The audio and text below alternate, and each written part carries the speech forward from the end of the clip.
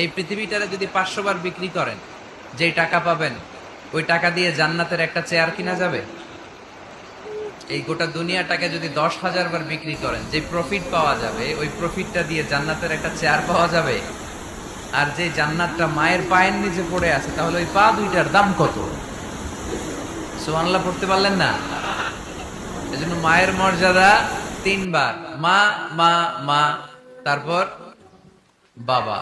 মান আহাক্কু বিহুসনি সাহাবাতি ইয়া রাসূলুল্লাহ, হে আল্লাহর রাসূল সবচেয়ে ভালো আচরণ কার সাথে করব? তোমার মায়ের সাথে, তারপর মায়ের সাথে, তারপর তারপর বাবার সাথে। তার মানে ইসলাম মাকে দিয়েছে গোল্ড মেডেল। কি মেডেল? তারপর মাকে দিয়েছে সিলভারের মেডেল, ঠিক কিনা? এরপর ইসলাম মাকে দিয়েছে ব্রোঞ্জ মেডেল, আর বাবাকে দিয়েছে সান্ত্বনা পুরস্কার। 3 বার যদি মা হয়, মানে মা মা মা, তারপরে বাবা, তাহলে ইসলাম মাকে কি মেডেল দিল? গোল্ড মেডেল, স্বর্ণ পদক। তারপর মাকে দিল রৌপ্য পদক। তারপর মাকে দিল ব্রোঞ্জ পদক। বাবাকে দিল সান্ত্বনা পুরস্কার, একটা কলম। তারপর আমরা খুশি। কি বলেন? কেন মায়ের মর্যাদা বেশি? কারণ হামালাতহু উম্মুহু, বাবা পেটে ধরেনি, পেটে ধরেছে কে?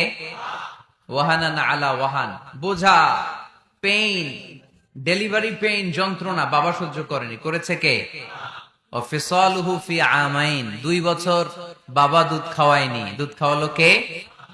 বিষ্ণু বললেন লাউ কাতা'তা জিলদাক, জিলদুন মানে হচ্ছে স্কিন। বিষ্ণু বললেন তোমার স্কিন, চামড়াগুলো কেটে কেটে রোদে শুকিয়ে যদি জুতা বানাও 2টা, আর ওই জুতাগুলো দিয়ে যদি মাকে উপহার দাও, যে মা আমার গায়ের চামড়া দিয়ে তোমাকে 2টো জুতা উপহার দিলাম, ওই জুতা পরেও যদি তোমার মা 1000 বছর হাঁটে, তাহলে ওই যে ছোটবেলায় কত লক্ষ ঢোক দুধ তুমি তোমার মায়ের বুক থেকে খেয়েছো, তার 1 ঢোক দুধের শোধ আদায় হবে না।